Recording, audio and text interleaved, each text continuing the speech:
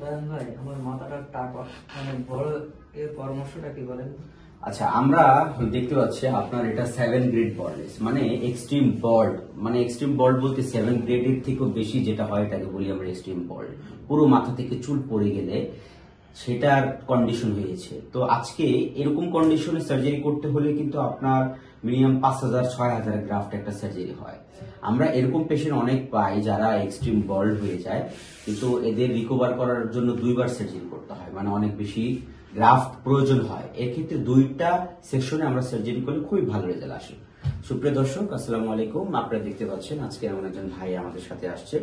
আজকে তার আমরা হেয়ার ট্রান্সপ্লান্ট করে দিব।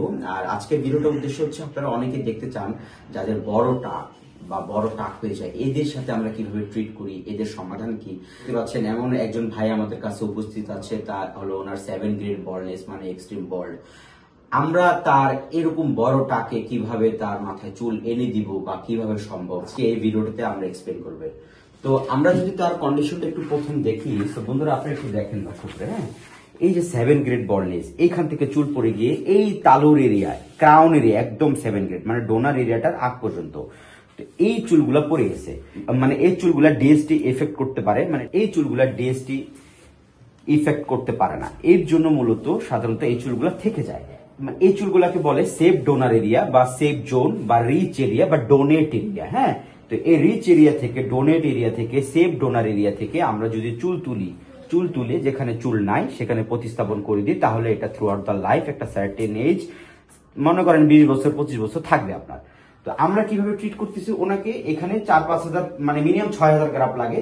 6,000 গ্রাফ করতে হলে আমরা কি করব, এখান থেকে এই পর্যন্ত বা এই সেকশন মিনিমাম 5,000 হলেও হয়। তো আমরা 2বারে করতে পারবো। একবারে করতে গেলে 5-6 হাজার গ্রাফটা অনেকটা ডিফিকাল্ট হয়ে যায়। তো আমরা 2বারে করব। প্রথম ধরেন সর্বোচ্চ অর্ধেক 2,500 বা 2,000 গ্রাফ যদি রোগী প্রথম এরিয়াতে করে, তারপরে আমরা আবার পিসি থেকে সর্বোচ্চ 2,000 গ্রাফ করতে পারবো। তো এই ডোনার এরিয়া থেকে 4,000-এর মতো তোলা যাবে।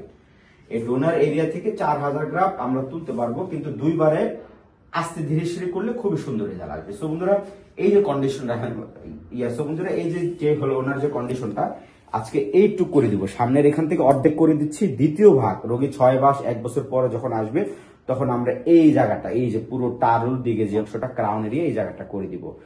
তো এরকম কন্ডিশনে বন্ধুরা আমি সবসময় একটা ভিডিওতে আপনাদেরকে বলি, যারা 7 গ্রেড বল্ডনেস হয়ে যায়, বল্ড হয়ে যায়, তখন কিন্তু রিকভার করা অনেক অনেক হার্ড হয়ে যায়, খুবই চ্যালেঞ্জিং হয়ে যায়। পেশেন্টরা এসে দেখি ডোনার ভালো না, সেকেন্ড হচ্ছে 2বার করা লাগে।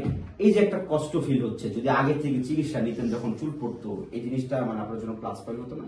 এই জিনিসটা ভুল বুঝতেছেন। হ্যাঁ, এখন ভুল করছি। পরিশেষে দর্শকের উদ্দেশ্যে কি মেসেজ দিবেন আপনি?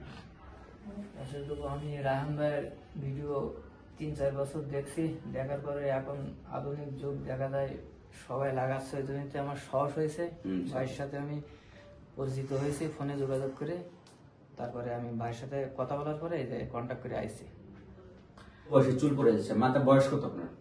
33। 33 বছর। 33 বছরে এক্সট্রিম 7 গ্রেড বল্ডনেস হয়ে গেছে। এই ছিল ওনার কন্ডিশন। আজকে তার সামনের দিকে 2 বা 2,500 গ্রাফ আমরা সার্জারি করে দিচ্ছি। পরের সেকশন আমরা 6 মাস 1 বছর পরে ওনার রেজাল্ট দেখার পরে